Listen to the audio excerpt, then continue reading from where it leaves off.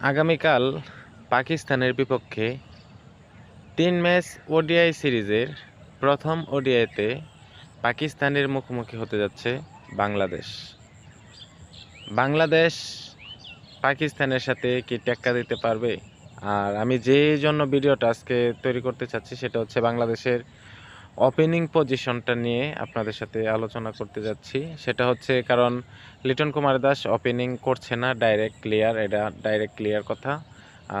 লিটন কুমার দাস হচ্ছে মিডল অর্ডারের দায়িত্বে থাকবে। তবে ওপেনিংয়ে কাকে ভালো হয়?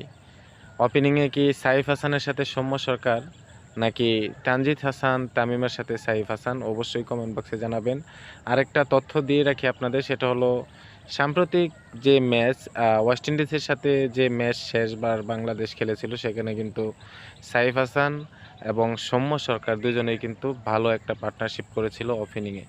আর সেই ধারাবাহিকতায় আমার কাছে মনে হয় সাইফ হাসান এবং সৌম্য সরকারকেই ওপেনিংয়ে দিলে সবচেয়ে বেটার হবে। আর আপনারা অবশ্যই কমেন্ট বক্সে জানিয়ে দেবেন ওপেনিংয়ে কাকে দেখতে চান, সাইফ হাসান সৌম্য সরকার নাকি তানজিদ হাসান তামিম সাইফ হাসান?